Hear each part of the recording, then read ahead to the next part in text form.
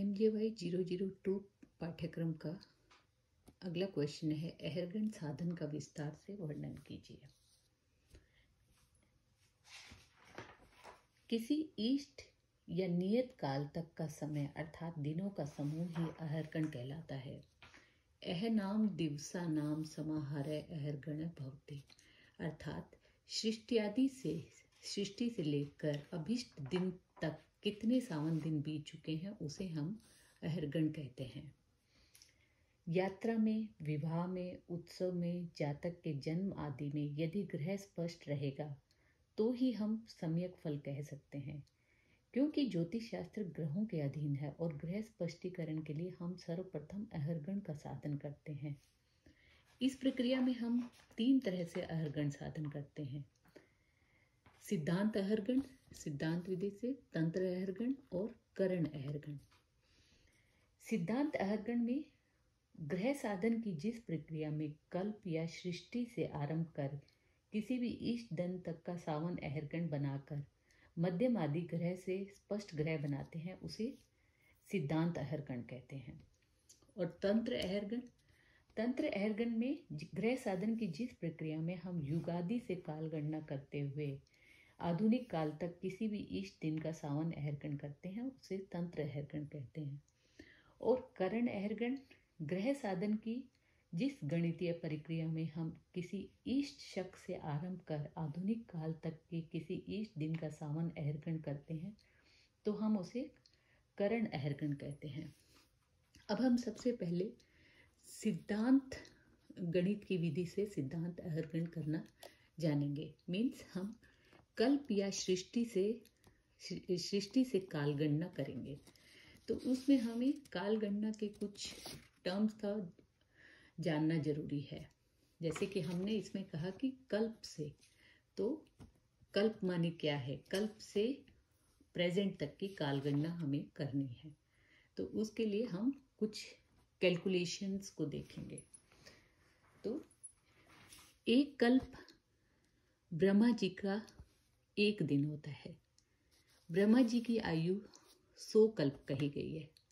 ब्रह्मा जी की आयु 100 कल्प कही गई है। कल्प काल गणना की सबसे बड़ी इकाई है। समय की सबसे बड़ी इकाई कल्प है। जैसे कि ये एक कल्प है। एक कल्प में 14 मनवंतर होंगे, 14 मनवंतर। और एक मनवंतर में 71 महायुग या चतुर्युग। और एक महायुग में एक सतयुग, त्रेता युग, द्वापर युग और कलयुग। इन चारों युगों का मान एक महायुग में। तो हमने बताया कि एक कल्प में 14 मनवंतर होते हैं। और कल्प की स्टार्टिंग में एक संधि होती है और हर मनवंतर के एंड में एक संधि होती है। ठीक है। तो जब कल्प की स्टार्टिंग होती है, in the starting of every कल्प क्या होता है कि ब्रह्मा जी यूनिवर्स की रचना करते हैं और एंड में जब कल्प खत्म होने को होता है तो उसी कल्प के दौरान में यूनिवर्स को डिस्ट्रक्शन भी करते हैं। मतलब यूनिवर्स की रचना हुई, डिस्ट्रक्शन हुई।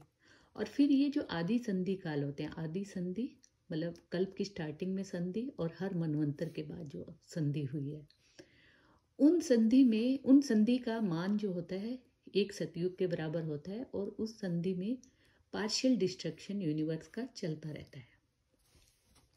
ठीक है। तो हमने बताया कि एक कल्प ब्रह्मा जी का एक दिन है। ये जो ब्रह्मा जी का एक दिन है, जितना हमने ये मान बताया। और ब्रह्मा जी की आयु 100 कल्प है। अब आज क्या है? What is today? अब हम कहते हैं कि वर्तमान में ब्रह्मा जी की आधी आयु बीत गई है, मतलब 50 कल्प बीत गए हैं और हम 51वें कल्प श्वेत वराह कल्प में चल रहे हैं। अब 51वें कल्प में चल रहे हैं। मतलब हमने बताया था एक कल्प में 14 मनवंतर होते हैं। अब 51वें कल्प का 7वां मनवंतर चल रहा है। 6 मनवंतर बीत चुके हैं और 7वां मनवंतर चल रहा है, जिसका नाम है वैवस्वत। जिसमें अब एक मनवंतर में हमने बताया 71 महायुग। अब उसके 7वें मनवंतर के 71 महायुग में से 27 महायुग बीत चुके हैं और 28वें महायुग के कलयुग में हम जी रहे हैं।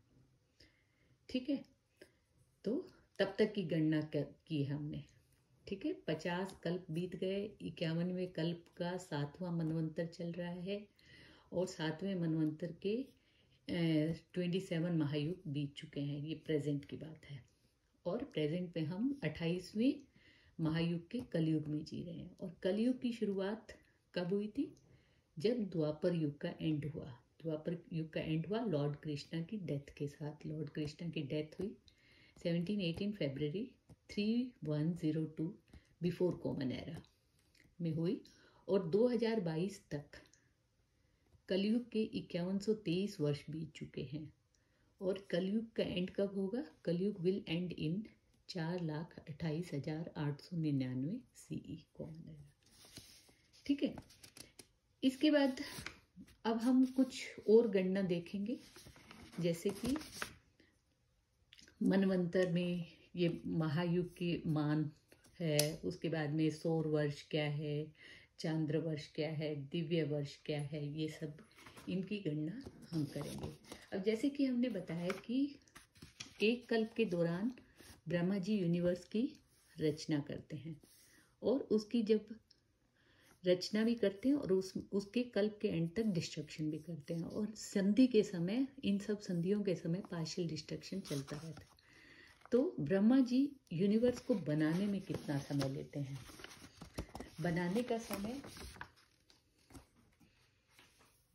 समय है 47,400 दिव्य वर्ष। 47,400 दिव्य वर्ष।